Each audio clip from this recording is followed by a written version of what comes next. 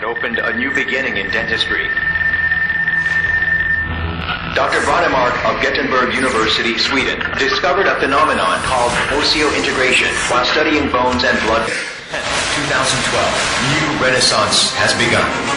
We call this evolution Eureka R2.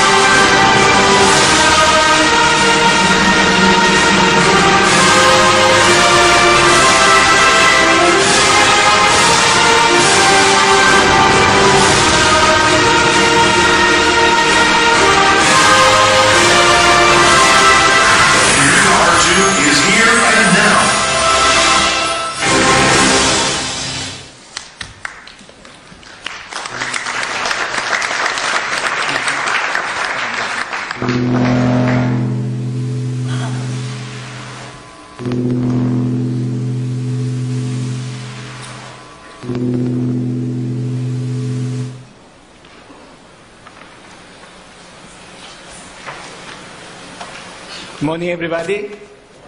Morning. I hope you guys had a good sleep last night.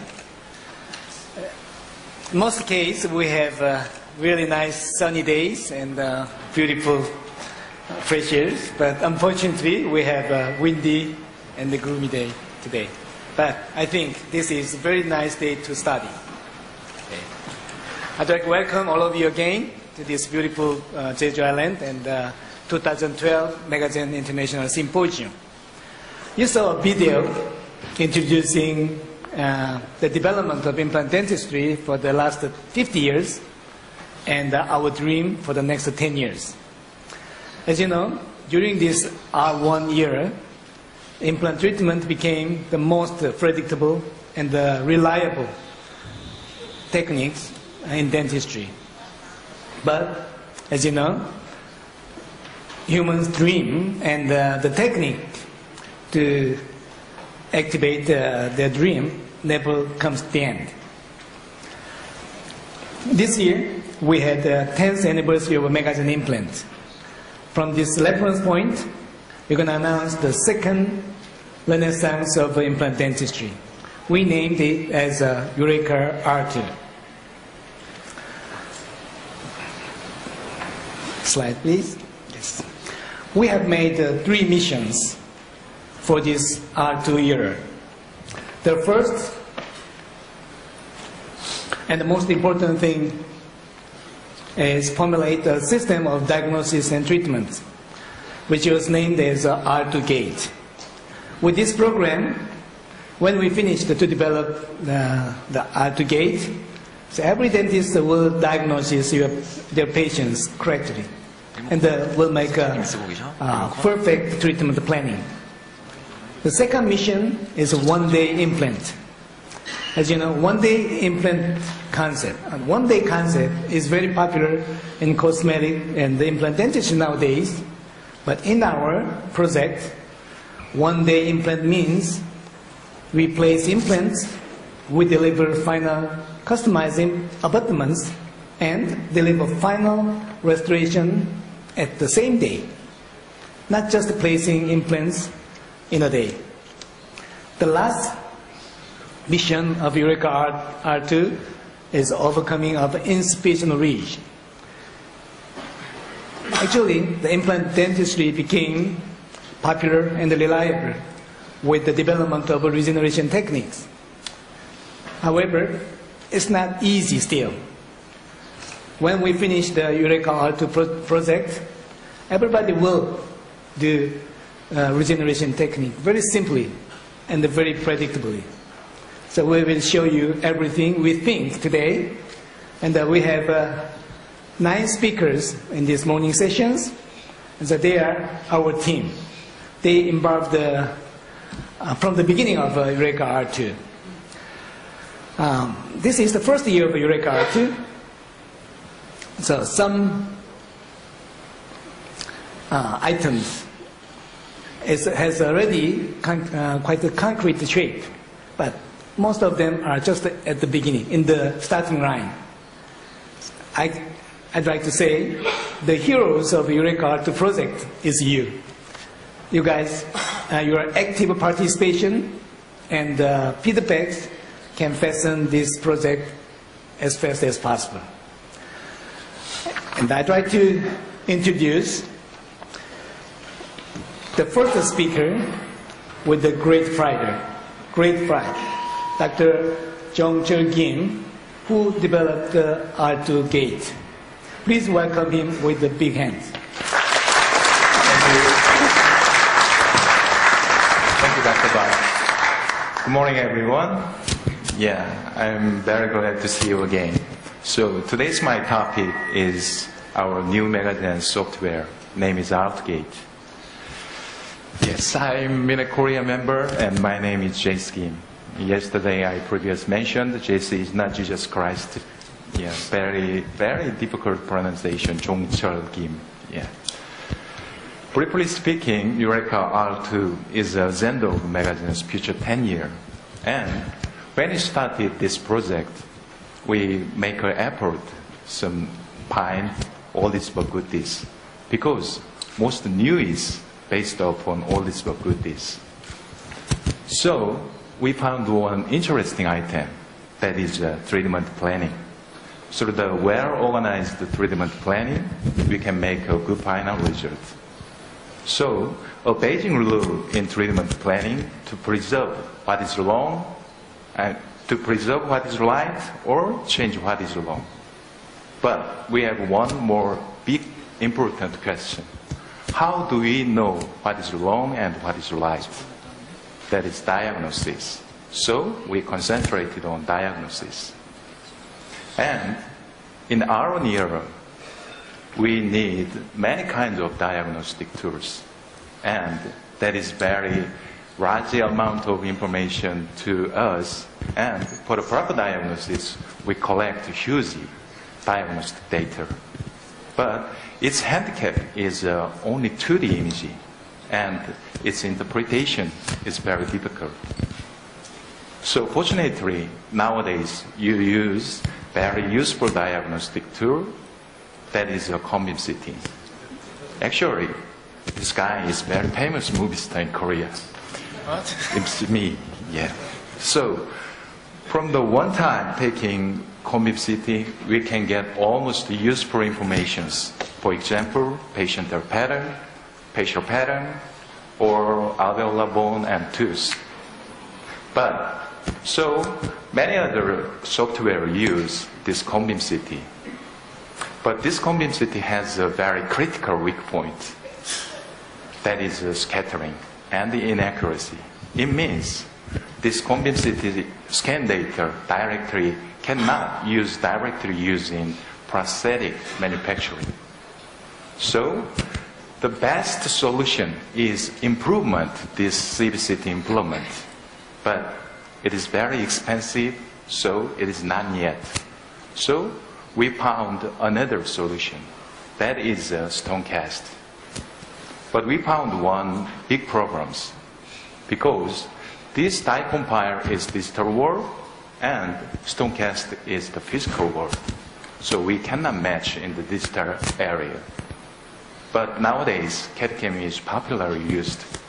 So through the 3D scanner, we can obtain the digital image like this. We call this file as the STL files, and this is the digital world. So we can merge this very nice and perfect image on the die compilers, like this. And then, as a result, we make a very effective hybrid 3D image like this. And more important is, I think, this is the real mounting.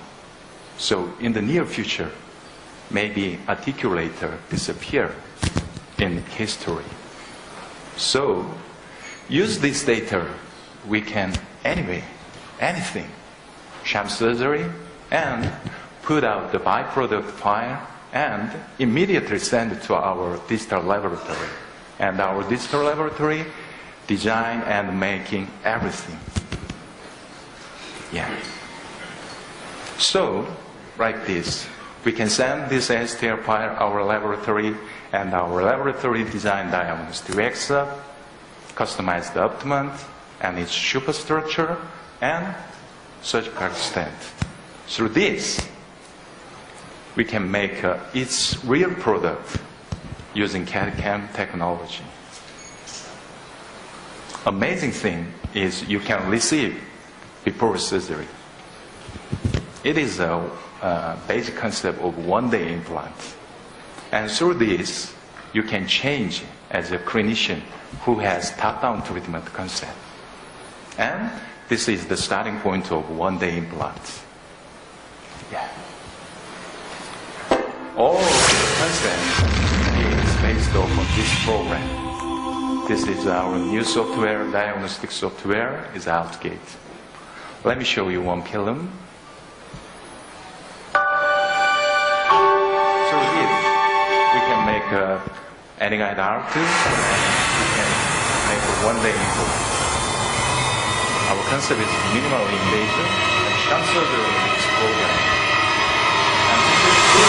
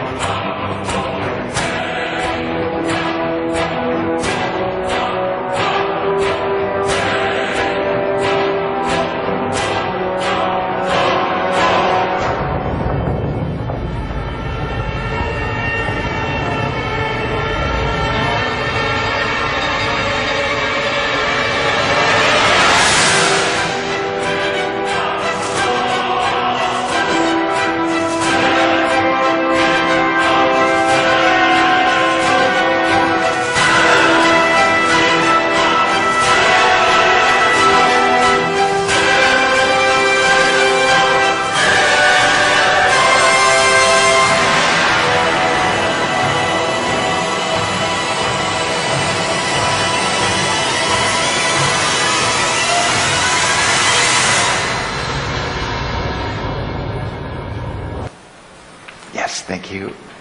Expect January 1st. And there are many resemble programs in the world, and we find some kinds of disadvantage these programs. First, it is too expensive, commonly used, and second, byproduct takes the very long time. Usually you use more than 2 weeks, and radiographic stent is additionally used. So we have some solution. Our main concept is chef. Your own recipe. Yeah, chef means this program is CAD/CAM based. So if you have CAD/CAM machines or machinery, you can make by yourself. And it is very handy, and easy and simple, and very fast. Actually, yesterday we had a hands-on course about these programs, and many of you say it is very simple and easy. Yes. So our slogan is this: your grandfather, your grandmother can do Outgate. Only 5 minutes. That's all. So, and moral gift is Dr. Bob offer special offer in Jeju Symposium. After this session, both booths and take your information. And from now, I'll tell you the ultimate goal of Outgate. Previous mentioned is just starting because we are implant company. So first step is concentrate on implant procedure. But this is the ultimate goal of Outgate. Yes, another movie star, but he's class 3. Yeah. So one time taking Conbeam CT, Outgate tell you the patient skeletal pattern analysis. Yes, and show you the final result immediately. Yeah. This program we will use in orthodontic field and orthodontic surgery and cosmetic field. And Conbeam CT has one critical handicap. It is a very static condition. So we cannot dynamic conditions. But when we diagnose patient, we need patient dynamic occlusions. So in the future, that is near future, we will put in a patient real dynamic information into comb CT. And we can see patient dynamic occlusion on your screen, and you can design the patient prosthetics. As a result, this program will use not only in implant dentistry, but also general dentistry. So, before the surgery, we can scan patient facial pattern and design the artificial structure and make before surgery and then put in. More important thing is it is customized individual function and aesthetics. So our ultimate goal is true digital and devotion to welfare of mankind. Actually, devotion to welfare of mankind is our nation's foundation concept. Yeah. In Korean, 홍익인간. So, in 1969, humankind make a first footprint on the moon. And Neil Armstrong say, this is a small step for a man, for one man. But this is a big leap to the mankind. So we hope this Eureka Art project is small step for Megagen, but one giant leap for dentistry. Yes. And our ultimate goal, dental treatment is establish patient function and aesthetics. And in the near future, and nowadays, the mainstream is turned into the digital dentistry. So most of our prosthetics turn into the digital technology prosthetics. So we need some new technicians. He's not expert on the analog works, but also expert to digital work. So we call these guys as a digital maestro. So this digital maestros association is this DDX. And our Megagen digital prosthetics service program is a DDX. And DDX will be an alpha and omega of digital dentistry, and DDX will serve these kinds of prosthetics. Zen is zirconia CAD/CAM prosthetics, and Tizen is titanium CAD/CAM prosthetics, and AnyGuide and Outgate. Yes. So, in the starting of this year, we have one small digital laboratory. But now, in Korea, we have 4 big, huge laboratories. And end of this year, we make another international digital laboratory. In Netherlands, Tilburg, we will make a DDX EU, and in New York, we will make a DDX USA. And based upon these three systems, we will light all over the world. Yes. And all of this laboratory and you connect with Outgate. So we make a big, huge digital society of Megagen. That is our dreams. Yeah. And we really hope you will be one of the brilliant lights of our Megagen digital society. Thank you.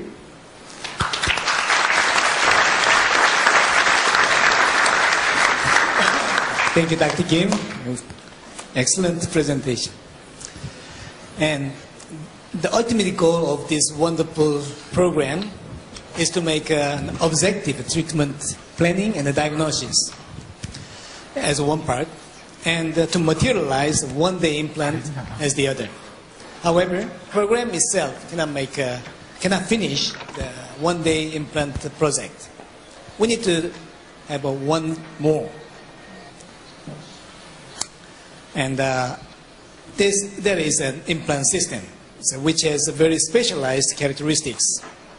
Dr. Nasser from the United States will give a presentation on these specialized implant systems. Please welcome him with a big applause.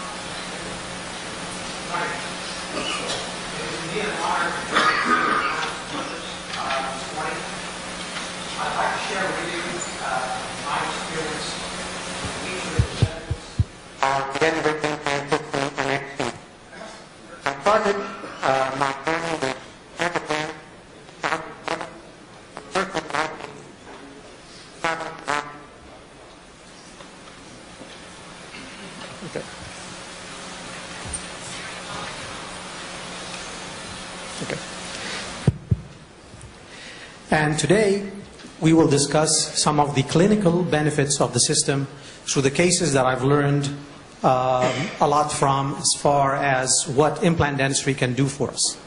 After being introduced to the AnyRidge implant system, I have changed my thought process in dentistry.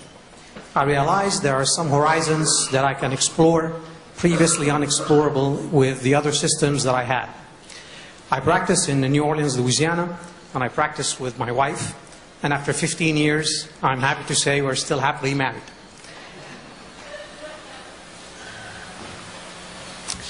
How did this change my thought process? Previously, when I looked at a maxillary fractured first molar, I would say, well, I have to extract the tooth, I need to put a bone graft in the socket, and then come back and place the implant a few months later.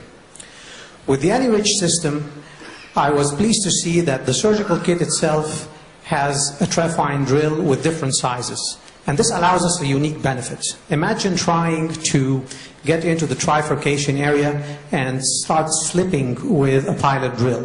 I find that the trephine drill allows us to go into that trifurcation bone with security. First, we reverse the motor so that it would engage the bone, and then we put it back into the clockwise direction, and this allows us to go exactly where we would like in the center of the tooth and the future restoration. Using a technique that I call the elevated bone core technique, we can use the internal sinus lift approach by pushing the bone core apically, and this allows us to maintain an intact sinus membrane without even touching that membrane. In some cases, when we have a more dense type of bone, this is clinically possible. In other cases, it is not possible, and we have to remove the bone core and particulate it, like I would show you in future slides. I always am a big proponent of angiogenesis enhancement, and we can use different types of bone growth factors to apply on the implant surface. And this was with the RBM surface that already was an excellent surface and had an excellent design. However, with the newer surfaces, we don't need to apply any angiogenesis factors such as PRGF or PRF on the root surface. One thing I like about that implant system is that the implant has excellent primary stabilization. My main interest in the implant is how well it stabilizes. This way I am sure I can place the implant and get excellent primary stability and feel confident that this implant will integrate. Not worry that I place an implant that may not be as stable as I'd like it to be. And this way I can also do adjunctive guided bone regeneration procedures with a bone graft and a membrane, and even with a sinus elevation protocol, know that that implant will integrate in lesser time. What about patients who, for economics, refuse having a sinus lift procedure? What's nice about the AnyRidge system is it comes in different lengths. It allows us in some situation, if we have adequate bone, to avoid the sinus lift completely. I like the punch technique for a minimally invasive surgical approach, and when using the punch technique, it is wonderful to see that the surgical kit comes with a handpiece mounted punch, so we don't have the limitation of access when you're using a hand punch. It is important when doing the punch technique to measure the soft tissue thickness. Once that soft tissue thickness is measured, it allows us to know how far apically from the crest of the soft tissue we need to place that implant. And that's very important for the vertical positioning of the implant platform, because that vertical positioning of the implant platform will allow us the emergence profile for the final restoration to look as natural as possible. What I like about the design of the knife threads of the implant is their impressive stabilization, even torquing at 50 newtons centimeter, and confirming that with Austell measurements that are significantly high at placement time, even with the shorter implant designs.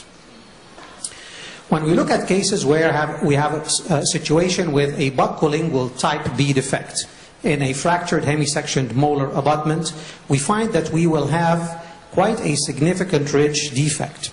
And when we have quite a significant ridge defect, the limitation that we have is that a lot of the time when we use certain drills, the implant may move or wobble.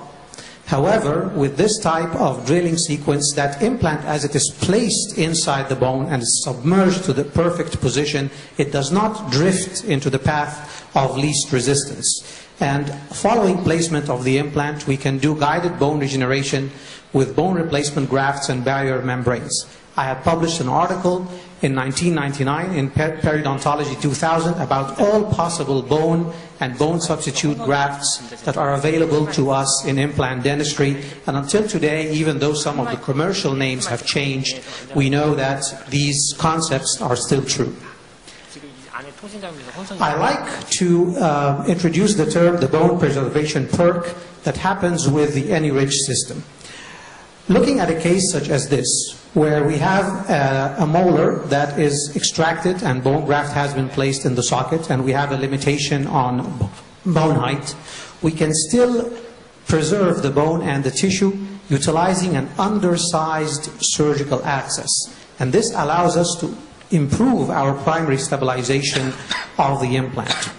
In this particular case, we use the trephine drill and a gentle twisting of the osteotome to push the bone core apically, and then add a bone replacement graft. In this case, it was a xenograft, and introduce that to fill in the space below the bone core under the sinus membrane.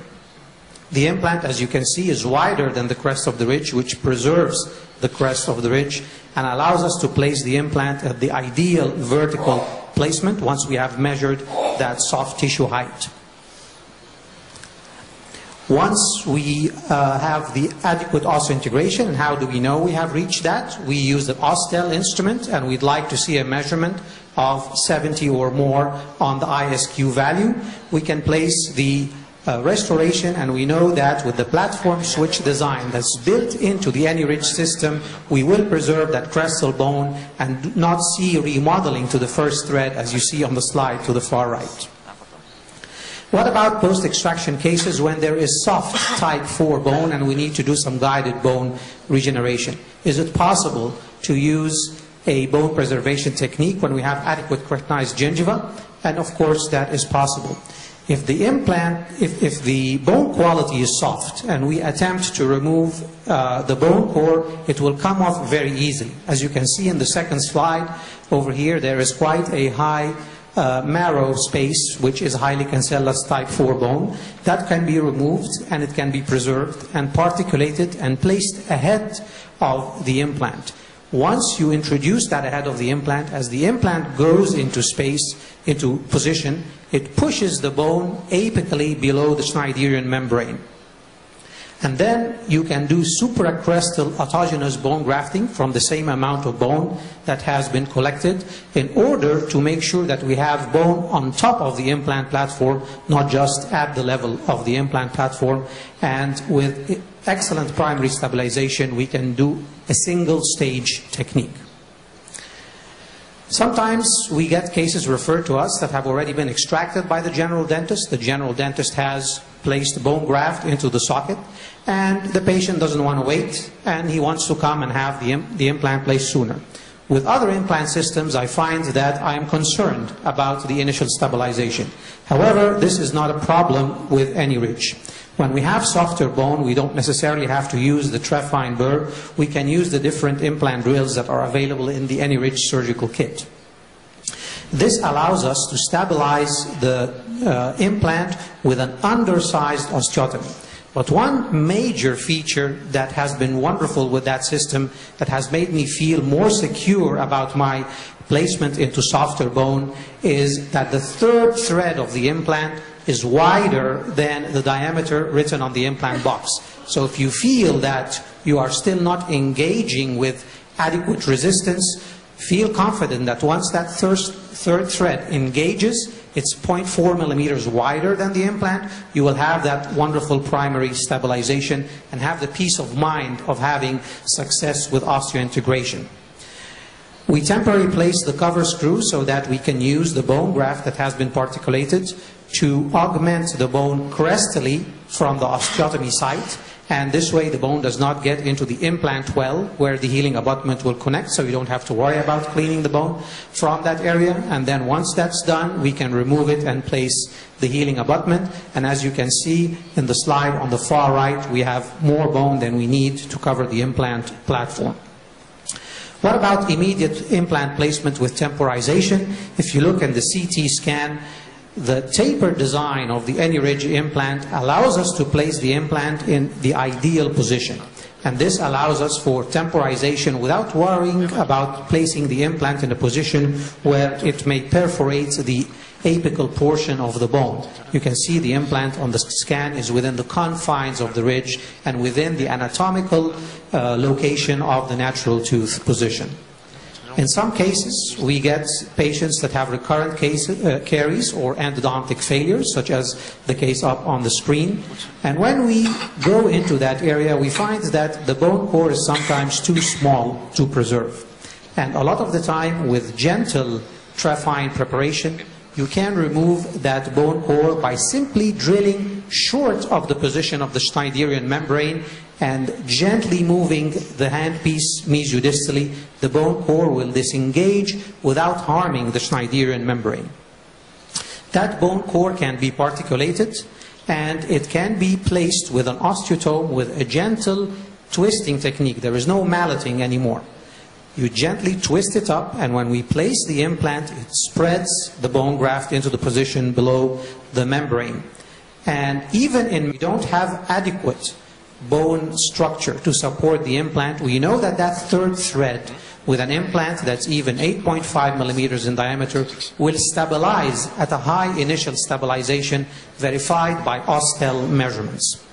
Circumferential bone grafting is then done around the implant prior to placement of a wide healing abutment that will maintain the beautiful soft tissue profile as the soft tissue grows over the extraction site. What about cases such as maxillary bicuspids, premolars, that are bifurcated with very thin root tips? What is the most common problem that we encounter surgically? Is that you have a thin bifurcation bony ridge that your drill cannot stabilize while drilling the initial pilot hole. By using the trephine drill, I feel that we can get a perfect osteotomy site for the implant, and we can use the manual torque driver to drive our implant in position even in minimal bone between two sockets without having to worry about the implant falling into the palatal wall or the palatal socket root or the buccal socket root. And one advantage of that manual torque driver is that it will disengage if you are over torquing it. It will simply come out of the well of the implant, so you're not necrosing the bone as you are placing the implant.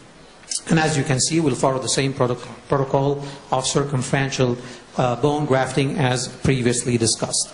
Sometimes we have patients that get referred to us with both the mesiobuccal root fracture and the palatal root fracture.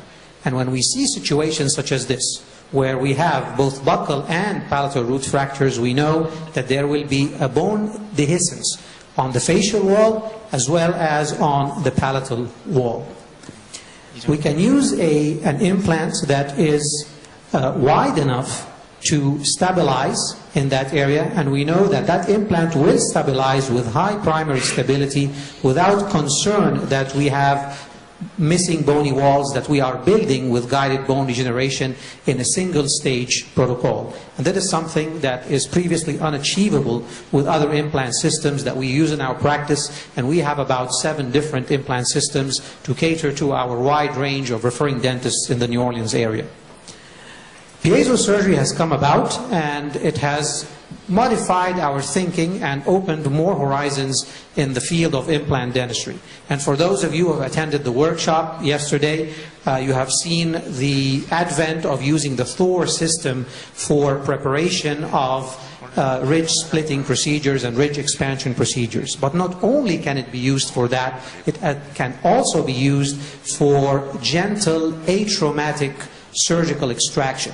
I call that a diplomatic extraction, where you're not forcing the root out of the socket and you don't lose bone. And you can negotiate the bifurcation bone ridge, as I discussed earlier, with confidence that that implant will not drift into one of the sockets and will stabilize perfectly into position. And that is the benefit of using the trephine rather than a drill, when you don't have much bone to drill for preparation of the osteotomy site. And despite that minimal bone, we get high primary stability as verified by the Ostel measurements. And as you can see from the radiograph on the right, the implant is placed in the ideal position with about 1 to 2 millimeters below the crest of the bone to allow for preservation of that crestal bone level. And when we look at our CAT scans, from virtual treatment planning to actual post-operative follow-up, we know that our implant is placed perfectly. It has not drifted to the palatal or to the facial, by noticing that we have adequate bone on both ends, and the implant is in the ideal restorative position for a natural emergence profile. What about sinus floors that look like a wave? For example, in this maxillary molar situation, you can see on the slide on the far right that the moment we have done the extraction, the Schneiderian membrane is already evident, and we are already below the Schneiderian membrane and there is no bone. By careful preparation of the osteotomy site, we go just below the lowest level of the sinus floor, and this allows us to release most of the remaining bone core. And that can be gently pushed apically. And we know that once an implant is placed into that area, even though we may have the Schneiderian membrane close on one area compared to another, the base of any ridge implant is blunt. It does not have a sharp thread on it that would cause any tear in the Schneiderian membrane. And with the advent of the knife design of the threads of the implant, it becomes an effortless centralization without wobble or drift. You don't feel that you have to put any force on the handpiece to get the implant perfectly centralized in a position where you have minimal bone, really, as you have seen in the previous slide. Crestal bone can be optimized with guided bone regeneration, and as you can see, after you remove the cover screw, we only have a narrow access that perfectly fits the design of the healing abutment, which also mimics the shape of the final abutment, which has the S anatomy for maximum preservation of soft tissue.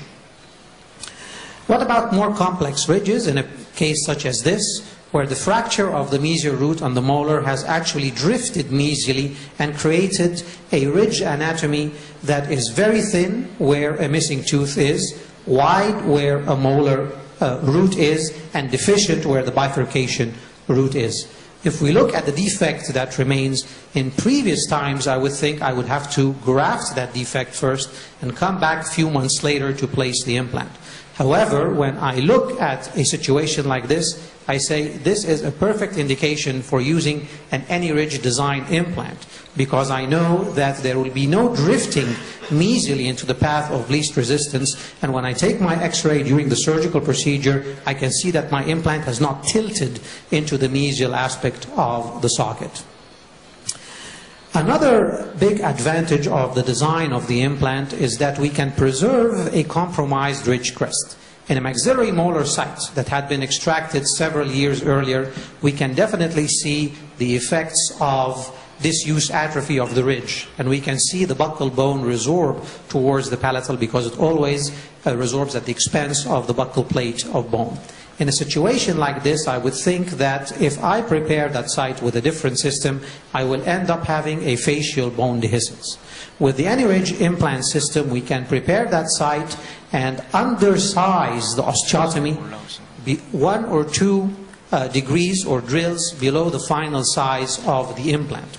In some situations when you do that, and I can tell you from clinical experience, even though the implant can get in most of the time, in some situations the very top part of the ridge may prevent the third thread from going beyond the osteotomy site. The surgical kit provides a cortical bone drill that you can use to a partial depth, not to full depth. And this allows you to bypass that very rigid cortical ridge if the implant will not make it through that area, harvest autogenous bone, and place the implant without further destruction of the osteotomy site and creating a facial bone dehiscence. As you can see in the slide on the far right, the implant looks much wider than the crest of the ridge, and when you place it, initially you would think that implant will not make it. But without having many problems, you will find that the implant will go into position and disappear into that ridge, and we will have a nice result. In some situations, we find that the ridge is extremely thin, and we can compare guided bone regeneration versus ridge expansion.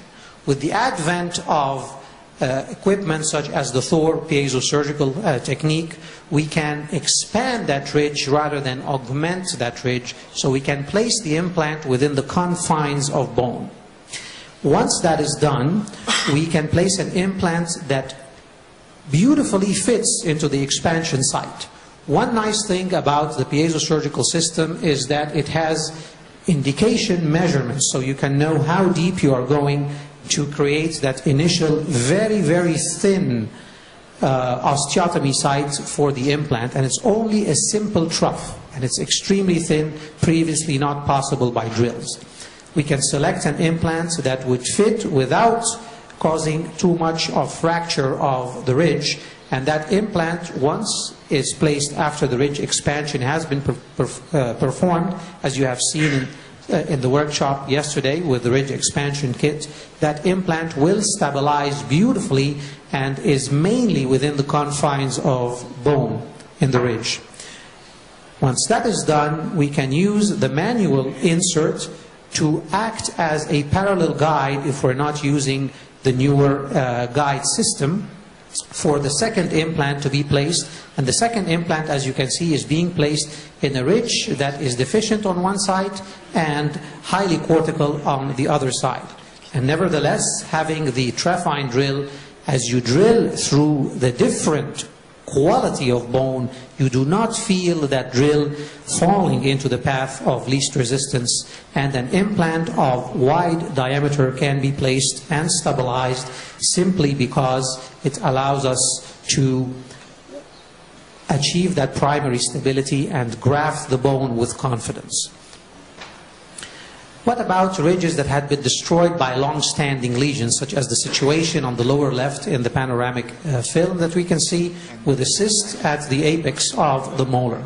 We can see that there is no buccal bone and there is a resorbed pontic site. We place a narrower implant at the premolar to allow for buccal guided bone regeneration, and then we perform ridge expansion with the bone expansion kit that allows us to place an implant of ideal diameter in the molar area. And this allows us to have a beautiful emergence profile and have an adequate implant design to support the final restoration. The ratchet extension can be placed as a guide for alignment of the second implant where the trephine osteotomy is being done. And once that is done, you can see the bone core come out in the trephine. This can be particulated and placed around the implant. And we know that there will be a primary stability and no drifting, which means ideal positioning for the bone augmentation, both mesially, distally, and on the buccal aspect of the implant. And for me, this is the peace of mind with the AnyRidge system. And just as we felt comfortable with the design of the implant and a surface that gives us excellent osseointegration, we go from a wonderful feeling to a spectacular feeling when Megagen introduces to us the X-Speed surface, where the calcium ions on the implant surface mean an accelerated osseointegration of the implant. So now not only are we achieving excellent primary stabilization, but we feel confident that we can have a faster osseointegration and deliver our restorations in a shorter period of time. As we know, most of our patients want the restorations yesterday. When I look at a situation like this, I see there is severe external ridge resorption on the distal aspect of the canine. And what does external root resorption mean? It means that we will have bone loss. Once the tooth is removed, we can appreciate the amount of bacteria that will accumulate into a defect such as this one. When we deliver the X-Speed implant, we know that through the design of the AnyRidge implant, that implant will achieve primary stability. But not only will it achieve excellent primary stability, it will give us faster osseointegration and a smooth insertion process. I like to sequence my photographs when I'm placing the implants to see that the implant is going in the perfect position without drifting to the buccal. And as all of you who have placed immediate implants in maxillary anterior extraction positions, you notice that there is tendency for your hand to move into the path of least resistance to the buccal. And once that happens, your implant is too far facially. Well, this is not a problem for the AnyRidge implant system. If anything, on my post-op CAT scan, I see that I have preserved the buccal plate of bone and the implant has not drifted into the defect on the facial aspect of the socket. In fact, that is a defect that I can graft without needing a membrane on the facial surface. So, we can go from theory to practice with complete confidence. And as the speaker before me mentioned, from imagination to reality with confidence. And now with the Eureka R2 system, you know that you can place that implant with confidence in the perfect position. What does the X-Speed allow us also to do? It allows us earlier placement in cases with less than 1 millimeter of native bone following external sinus floor elevation.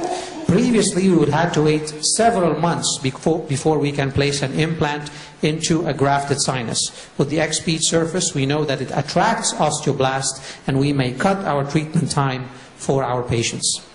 When we look at cases where there is a low sinus floor and we can imagine our position of the implant prior to treatment and virtually place the implant with the software on our computers, select the appropriate implant length, do an internal sinus elevation protocol. We know that once that implant is placed, we know that we are utilizing the design features of the AnyRidge implant with the surface benefits of the X-Speed surface for improved success levels. And this is the message today. Using the AnyRidge design and the X-Speed surface, we will guarantee more success all of the time. This was my experience with the AnyRidge system and the X-Speed system, and I would like to introduce to you Dr. Han, who will talk about the long-term experience with AnyRidge X-Speed system. Thank you very much for your listening.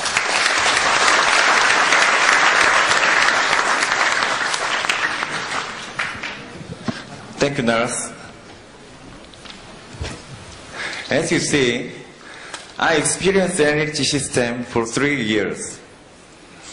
Dr. Nurse explained just before I'm experienced so many advantages of energy systems too. Especially excellent initial stability. I think energy system is most bone-friendly implant system compared to any other implant system. Therefore, I started doing retrospective study from this year. For this study, 354 energy pictures was included. Before I present the analysis result, I'll introduce my treatment style briefly. It's immediate implant placement case. In the anterior region, I prefer to place implant immediately and connect provisional restoration if possible. Of course, strong initial stability must be needed. Most of immediate implant placement cases, I waited 3 months for final restoration. From follow-up, we can find excellent crystal bone response. It's another immediate implant placement case. It shows large bone defect. Most of this situation, I prefer to place implant with GBR simultaneously. And I got a good result too. It's 18 months after final restoration.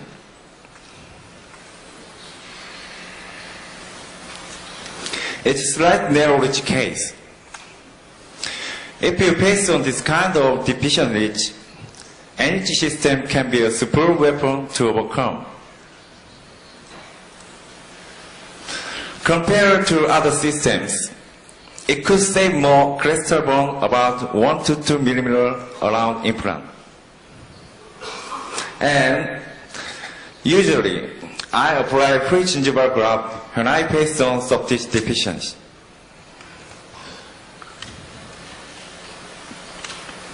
As normal, I deliver provisional restoration and then final restoration.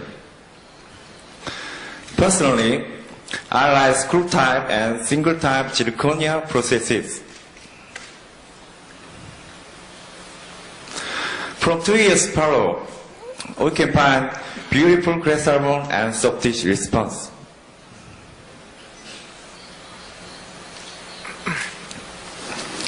It's an energy case in typical narrow ridge.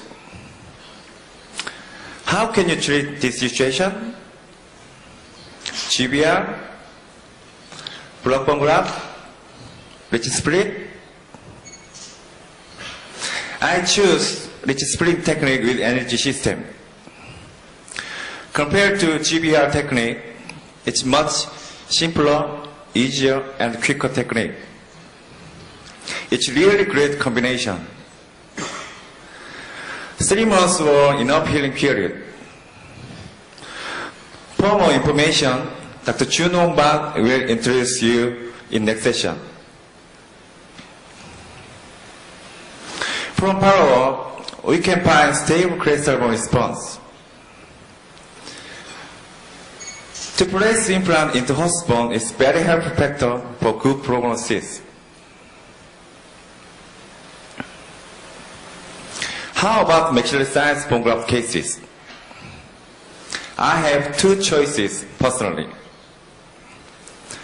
First, I use short length implant if host bone height is over than 4 millimeters. And I apply sinus bone graft technique through lateral window if host bone height is less than 4 millimeters. It's my choice. Sometimes I use short length implant when I face on anatomical limitations. In maxilla and mandible, I experience successful follow-up result. As you've seen, sometimes I was challenging and reckless. It's my style. With this kind of concept, 354 energy pictures were placed and sorted. And I collect the information from patient chart, clinical photos. Based on this information, I get a survival rate. According to Dr. Steinberg's criteria, I failed 5 implants. And the survival rate was 98.6%. It was great survival rate indeed. If so, it's time to check parameters one by one.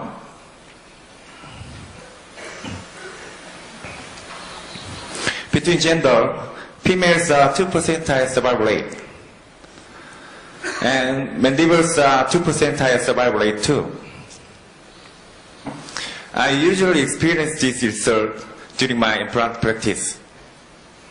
Maxilla and male have some more problems. How about the implant length and diameter? There was no correlation between the length and survival rate. Against my expectation, short-length implant shows high survival rate. And there was no correlation between the diameter and survival rate too, even if I used the pure super wide diameter implant. Difference of placement timing. Immediate implant placement case shows 100% of survival rate. It was amazing. I think it comes from strong initial stability of energy system and difference of graft type. Sinus bone graft cases shows the lowest survival rate. In contrast, without bone graft and socket bone graft shows 100% of survival rate. Difference of bone density. I got 3 failure from deeper bone. It was lowest survival rate. And difference of initial stability. When I placed most of energy system, I could get enough initial stability. But 2 failures came from 0% of initial stability. Consequently, I did recognize the importance of initial stability. And it could be very dangerous to place implant without initial stability at poor bone condition, like deeper bone. Average unloading period was about 2 months. And follow-up period was up to 3 years.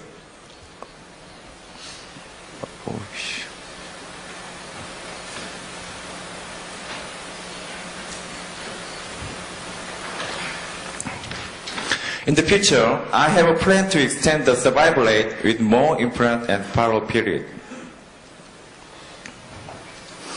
And I analyzed the failure time using lifetime method. 4 implants were failed before loading, and 1 implant was failed after 2 months of loading. After that, there were no failed implants. According to the many researches about the survival rate, there were a few failures after a year. Although I had short-term follow-up period for this study, it shows same pattern as many researches. Therefore, I expect long-term prognosis as positive as possible. One more, I'm going to discuss the region of failure. I believe long-term failure will be much more meaningful thing than just keeping survival rate. Here are 5 failure cases. The tentative reason of failure is insufficient initial stability and graft infection and using temporary denture after sinus bone graft. I'll show you 2 failure cases. First failure case. It was severe bone defect case. but I planned implant placement with GBR simultaneously. It's my style. I thought it could be possible to be osseo integration because there were favorable bone housing around implant. Inevitably, I placed implant without any initial stability. I now regret that why I didn't choose more long implant for initial stability at this case. Anyway, after 5 months, I removed and replaced that implant because of the osseo integrity symptom.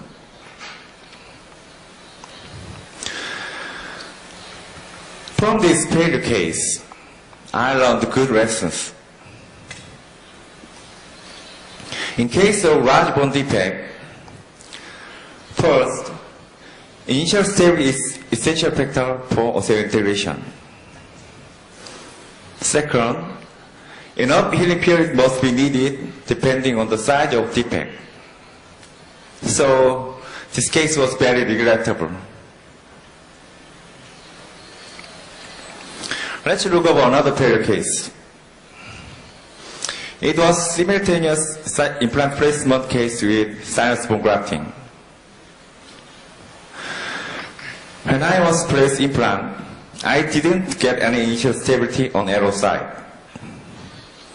In addition, I delivered temporary denture for patient convenience at same day. 2 months after provisional restoration, I removed that implant because of discomfort. After that, I delivered final restoration using surround implant. This failure case also had no initial stability. In this case, stage approach could be another treatment option. But as my patient, I made mistake. And I experienced the failure rate much higher when I delivered temporal denture. In next session, Dr. Samuel Lee will introduce a new product to protect grafted side. Based on this information, I get a survival rate.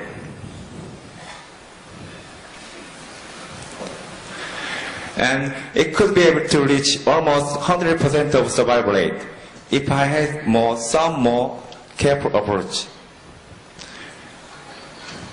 98.6% survival rate was great.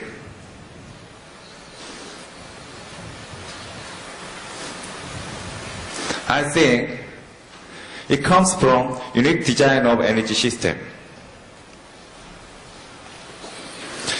As I mentioned just before, I expect long-term prognosis as positive as possible. Thank you very much. Thank you, Dr. Han. And thank you, Dr. Nasser, for your excellent presentations. As you saw, the presentation, enriched implant system has so many advantages, and including initial stability and really enough surface areas to be integrated at the proper time. But it does not stop at this point. That's why we call it as an enriched implant system. You can use this at any kind of ridge style. And they showed just a routine procedure, routine protocol of implant treatments. Now, it's time to have a trip to one-day implant protocol with another Dr. Han. Please welcome him. Thank you. Thank you, Dr. Bat. Good morning. I'm Dr. Chang-Hun Han. Yes, another Dr. Han. Thank you. I'm very happy to share my experience about NHC implant. It will be very challenging and so exciting. Now, here we go. 3 and 6. Can you imagine what these numbers mean? I think most of you probably know about that. When the conventional Brenner-Max protocol We should wait 3 months in mandible and 6 months in maxilla till osseointegration process became stable. But should we really wait such period for prosthetic restoration? Now I'm going to be showing you what can be changed.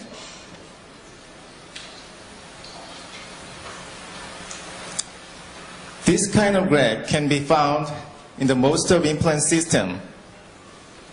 Conventional implants so far showed the weakest anchorage in the first 3 to 4 weeks. When the conventional thread is installed in alveolar bone, heavy pressure will be generated. We consider it to be initial anchorage. However, this pressure causes pressure necrosis, and that's why initial stability is decreased in the first 3 to 4 weeks. So we have to wait some time of bony remodeling period around dental implant. But what if the previous graph can be changed like this, with constant improving of stability? What kind of changes can be brought in our implant treatment? This is the key point of one-day implant. For the last 7 years, I performed resonance frequency analysis using oscillatometer to all the implants that I've used. As you know, in fact, OSTEL can provide reliable data about implant stability. Of course, I'm waiting for more reliable and objective method to assess implant stability through further study. But for now, OSTEL can be the only method for this. Without this kind of test, we have to depend on our personal experience or follow the Brennan's protocol. I've measured IS values of energy implant immediately after implant installation and at an interval of 1 week. Conventional implant might show the decrease of IS values in the first 3 to 4 weeks.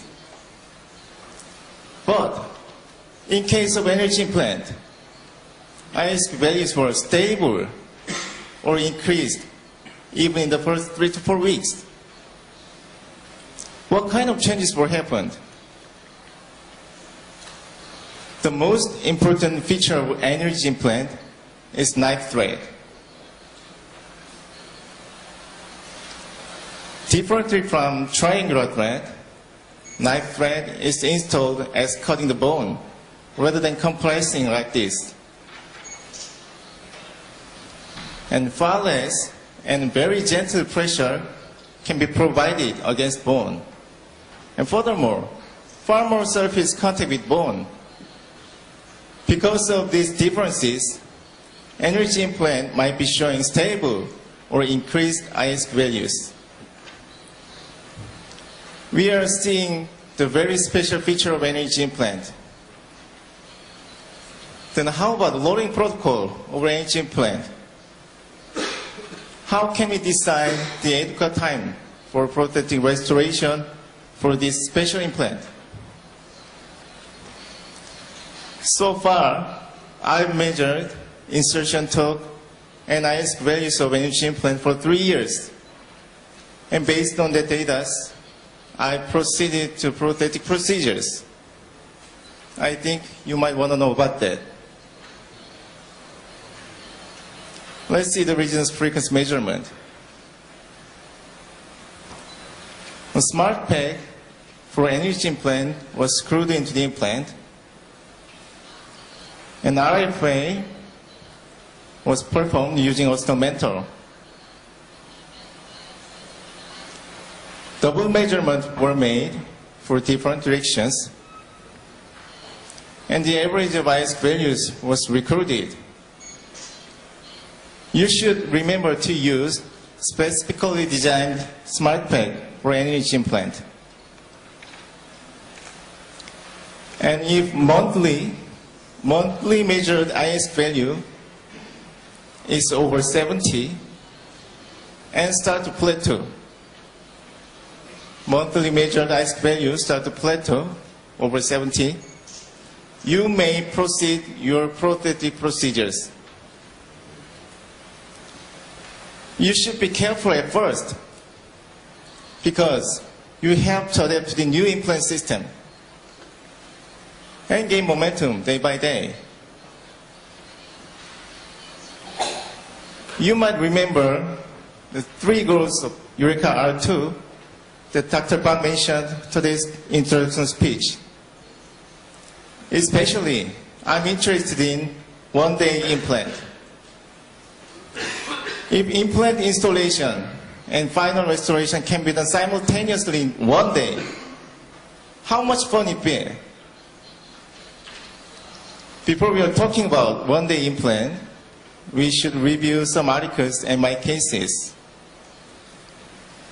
Sarah and Meredith demonstrated IS value around 65 did not result in any changes of stability with time, and proposed this as a safe level for immediate loading. Asma documented IS value of 60 and insertion torque at least 30 centimeters as a threshold value for immediate loading. This is my follow-up data so far. The average IS value of NH implant, which show insertion torque above 40 centimeters and was about 71. Insertion torque above 40 centimeters was IS value was 71. So I decided to use these values for immediate or early loading of NH implant. I'm a clinician, as all of you, and I take my priority on treating my patient over taking risk. So, at the first time I tried immediate loading of NH implant, I was selecting the case with good bone quality and quantity, and no bony defect was identified. In this case, flameless implant installation was done. The insertion torque was 15 centimeters and IS value was 72. So, the master impression was made immediately after implant installation.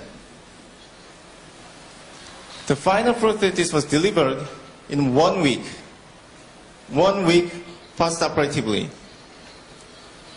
And IS value was 77 at the time, even increased. The result was so good. Another case, fractured screw was strongly engaged in the fixture and impossible to remove. So the old fixture was removed and NH implant was placed. The final prosthesis was delivered in 2 weeks post-operatively. An IS value of 75 was still maintained at the time. The result was so favorable. This is the immediate implant case of mandible. 7 NH implants were placed after extracting all the mandibular teeth. Let's see the changes of IS values. The most implants showed stable or increased IS values as time goes by. So functional loading could be started at 4th week with temporary prosthesis. As you see, early loading, even in immediate implantation case, is possible because of special feature of NH implant.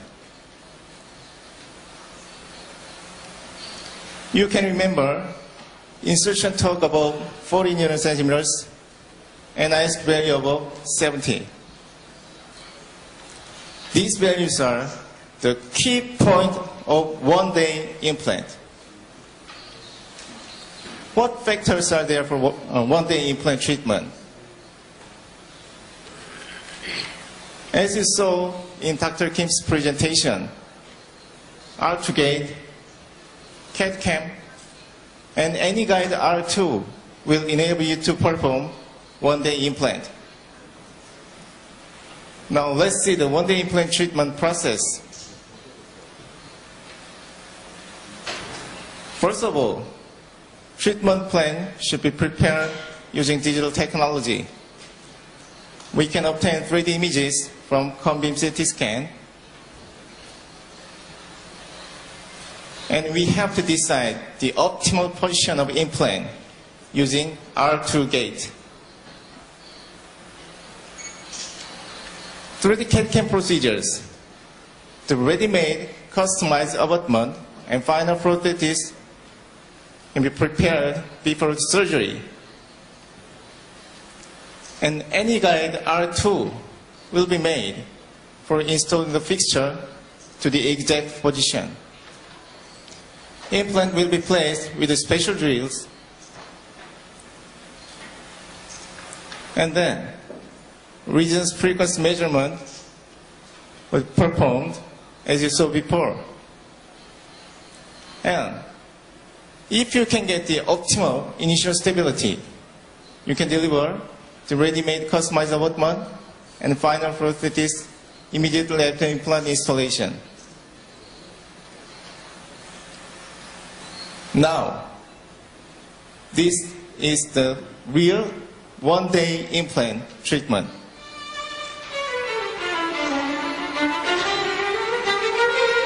I think some people already saw this video, but please enjoy once more.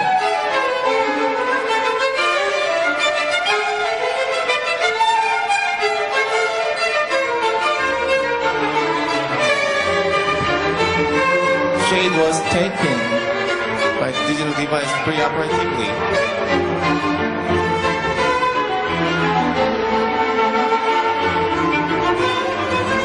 And extracted complex maxillary first premolar.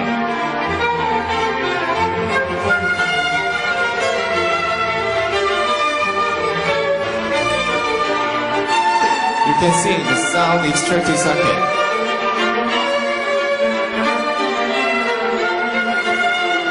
This is AnyGuide R2 without metal ring. And AnyGuide R2 was firmly placed.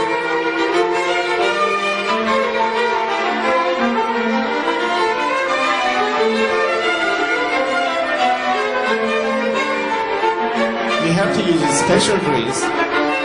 This is newly designed special drill system, and it's very easy and very simple.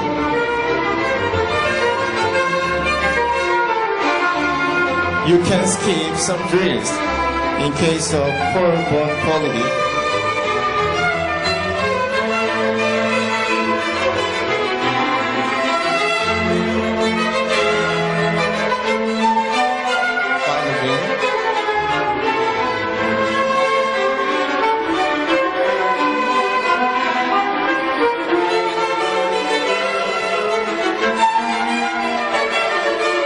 An enriching plan was placed with strong initial stability.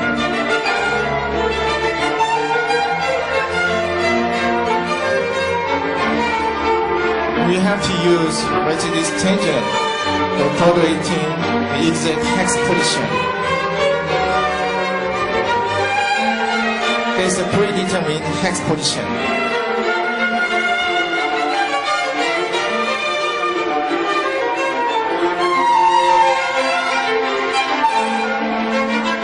We can deliver ready-made customized abutment and final prosthesis because we can get the initial stability, very strong initial stability.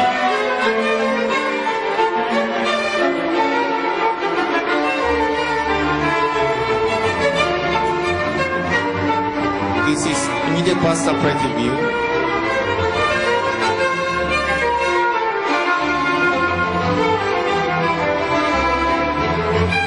The results were so fantastic.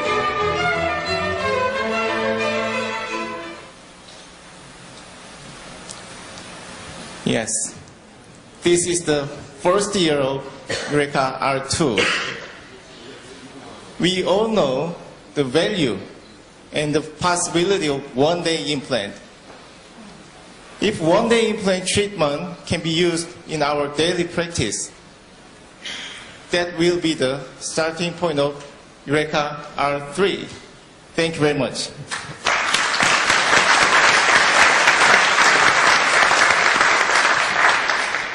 Thank you, Dr. Han, for your scientific approach to one-day implant system. Yeah. How do you think? How do you think about one-day implant protocol? Is it attractive to you? Or I think some of you guys can feel scary. But it's, as you see, it's very scientific. So I try to summarize their presentation, what we need to prepare to do one-day implant project. What we need to prepare. And we need definitely enriched implant systems, which can give us a really good initial stability. That's really the base of start of any one-day implant protocol. And osteal implant. We need to have some instrument to give us some objective numbers of initial stability. So we're going to have our own design of osteal. Looks like this very soon. And then CT machine is kind of a mandatory nowadays for implant dentistry, as you know. But if you don't have CT machines, you can refer your patients to a radiology center to get informations. And one more mandatory is a DDX package, including R2 gate and just a simple extraoral scanner. And then, if you have all of this, you can have a surgical stent and the customized abutment and the final restoration before surgery. Then, the surgery next step will be very simple. Just adapt surgical guide to your patients and drill following our instruction and check the initial stability as Dr. Han introduced to you. The deliver abutments, customized abutments. Very simple. And deliver final restorations. That's it. You can finish everything in a day. Actually, the last procedure take only 10 minutes. 10 minutes. It's unbelievable. But some of you don't have those equipment, or some of you can hesitate to jump into the concept of a one-day implant. Maybe some of you are not in the environment of digital dentistry. But I hope you guys can find us a way to step into digital dentistry from today. Our booth for R2 Gate, so we'll propose you as a very simple, very wise way of digital dentistry. But you can imagine, can I have another alternative? Not from this? Yes, let's try this. Enrich is the base of one-day implant concept, as you know. It's very important. It's mandatory. Sorry, Matt? Osteal is really nice if you have. But if you don't have osteal machines, osteal equipment, okay, as Dr. Han introduced you, so you can check torque value as an initial stability, as a parameter of initial stability. If you have 40 Newton centimeter or more initial stability, torque value is almost equivalent with the ISQ value of 70. And then, CT machine, as I told you, you can send your patients to radiology center. And DDX package is mandatory. But you can have time to think. Serious, please. Then, if you have enriched system, and if you have some instrument to show you the initial stability of your implants, then you can have one more simple weapon in your surgery room to do one-day implant placement, one-day prosthetics on your implants. That is fuse abutment. It looks very simple, right? Looks like a customized abutment, but it was made with plastic. And then you can place implants and check the stability, connect the fuse abutment simply, immediately after surgery. At the suture, you can deliver temporary crown on your implants. Patients start to chew immediately after surgery. Maybe some of you can think, you are thinking, oh, this is what I'm doing now. Nothing special. What's the difference? Yes, let me explain the basis, the rationale of fuse abutment. In 1992, Dr. Brunsky reported an article showing that 100 to 150 micron movement can make a fibrous integration instead of osseointegration. So, we checked the force value, the force to move 100 microns on the solid fixed implants. It was around 220 Newton. So, if you can make a temporary abutment system which can be broken under this force, we can protect the fixture from fibrous integrations. That's the rationale of fuse abutment.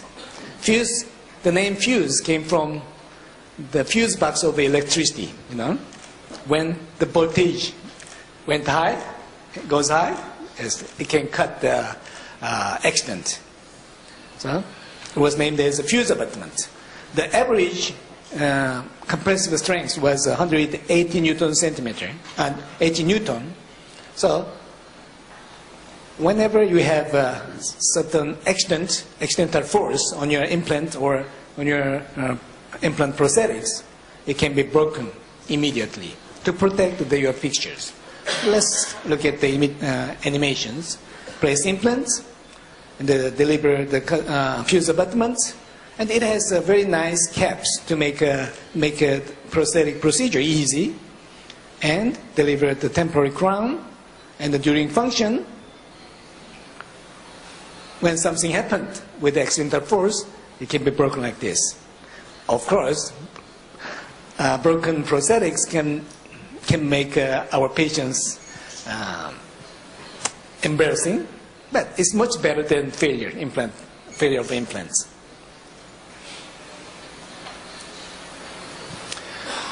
Okay, this is the case I did several months before. The patient had a fixed implant in the mandible a few years, 3 years before, and finally she came back. She was 78 years old already, but she wanted to have implant on the maxilla. So I did immediate loading on the mandible, but she wanted to have teeth immediately after surgery on the maxilla. So I placed the 8 implant with minimally invasive surgery and placed the fuse abutment on the implant and made the flap.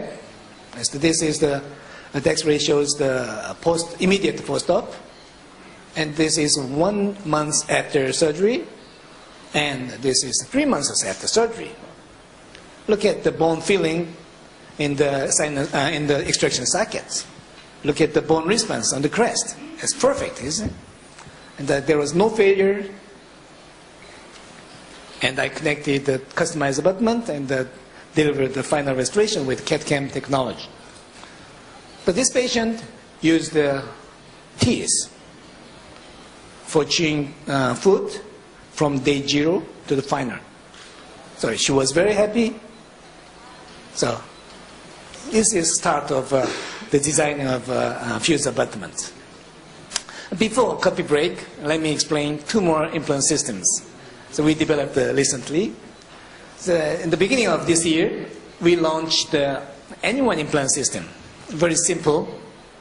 It's kind of, you can call this as cousin of N-Reach systems. Looks similar, but different. So, let me explain the characteristics briefly. It has the same knife thread, same shape of knife thread with any ridge, but it has only one single depth of knife thread. So with the increasement of diameters, the core diameter increase instead of thread depth. So it's different concept from any ridge. And it has XP, the surface, like any ridge. We had the CE and the FDA 2 months before, so you can use immediately. So it looks like this. And unlike the other implant systems, and any ridge implant, anyone has a 3 millimeter straighter area at the top of the implants, and you can adjust the level of implants according to your preference. Like this, some guy wants to place a little bit deeper, some guy wants to place at the same level of bone crest. And the strengths we design specially for the strengths. So nowadays, the minimally invasive with the narrow diameter and the shorter implant becoming more and more popular. So even 3.5 millimeter and 4 millimeter smaller diameter and the regular diameter implant has much more strong, much bigger strengths than other implant system, as you see. And abutment has, and it has internal connection, has massive compatibility with the other implant systems. It has 11 degree more tapers, internal connections, and the abutment itself customized, had some modifications to fit more CAD/CAM and prosthetics. It changed from chamfer to shoulder, like this. As you see, any ridge implant is a kind of thinking man's privilege. You have to think to place any ridge implant. You need to understand the quality of a bone. You need to understand how you can make initial stability. It can't be changed according to your preference, according to your implant style. But anyone is very easy. So you can just follow the conventional protocol, and then it will give you a really nice result. But remember, this is not our ultimate goal. Yeah? And we finished to design the mini implant, which has a 3 millimeter and the 3.5 millimeter, 3.25 millimeter diameters. Very skinny. You know, the indications easily, right? And it has 11 degree connections. It's compatible with the Astra implant, Astra mini implant, and 1.7 millimeter hex, very small, and 1.4 millimeter screw abutment screw. And it has a single macro thread and XP, the surface treatment also. And everybody will afraid of a broken implant with the narrow diameter implants. But as you see, our mini is quite strong compared with the Astra implants. So I can say this is mini but mighty. Let me show one clinical case. Very simple. So you cannot use these skinny implants into the molar area, right? Even patient has very narrow ridge. This is only for small teeth, mandibular anterior and maxillary lateral incisors, which has very limited space. Patient lost the anterior 4 teeth several months before. As you see, when I opened the plate, the ridge was very limited. The final drill is 2.5 for 3 millimeter. So even after drill and even after placement of implants, there was enough bones buccolingually, and initial stability was very nice. So I connected the final abutment, easy post, immediately after surgery, and made the temporary at the chest side. Patient was happy, as you know. And 3 months later, I finished the case with the CAD/CAM prosthetics. Look at the X-rays. So how near the implant with the natural tooth is less than 0.5 millimeter, but look at the bone response. It's very nice. I think you had a lot of eurekas today, this morning, and I hope you could catch everything from the presentations. Now it's time to have a coffee break, and after the coffee break, we're going to give you more eurekas on the regeneration part. So please enjoy a coffee break. Thank you.